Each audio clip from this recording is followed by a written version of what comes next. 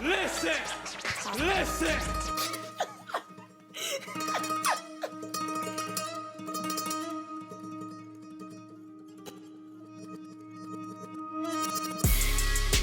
What's up? Episode 11 of the Listen Show. Today we are gonna cover brass.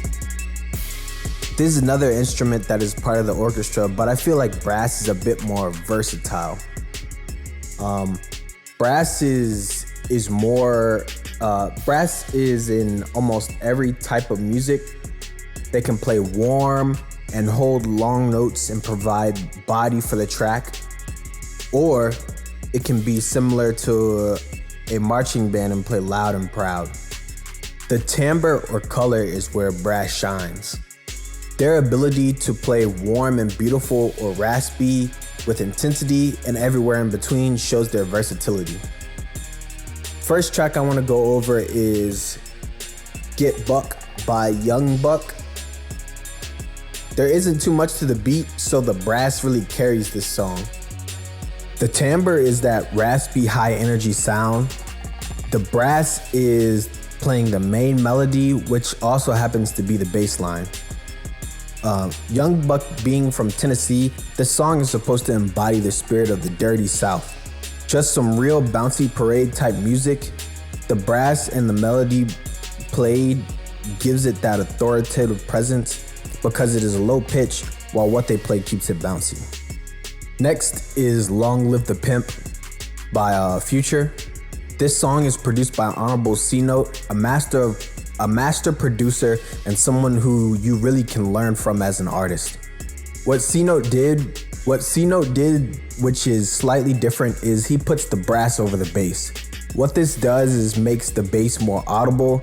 The brass is usually harder to hear just because of its low frequency. That is why people tend to crank the bass or put heavy distortion on it.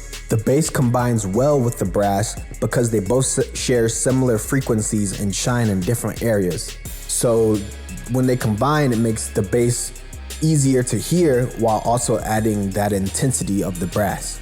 Next song is a Snarky puppy song called Shofukan. This song is a great example of the range of live brass because these are individuals and not VSTs, but it's a good example of the warm, melodic, smooth playing that brass can do. And with that first comment, I would like to say when looking at a VST recreation of any instrument, in my opinion, you really aren't going to find one that is as versatile as a real player. So when you are looking for a specific instrument, you should, in my opinion again, you should look for one that does one sound expertly or one or two sounds expertly. And then you can supplement the other instances where you need another sound with other VST libraries. But back to the song, the brass sets the scene the same way the strings would, but it paints a slightly different color. If the strings were like a purple, the brass would be more like a red. More warm, a bit more in your face and noticeable. I feel like this song is a good example of the different shades you can get with a real player and or the spectrum of colors you can look for in a VST. I'm gonna try to stick to the painting metaphor and keep the descriptions of the colors and the instruments parallel.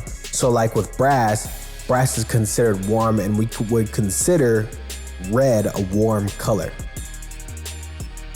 So basically how you would describe the color will be the same way you would describe the instrument or the sound of the instrument.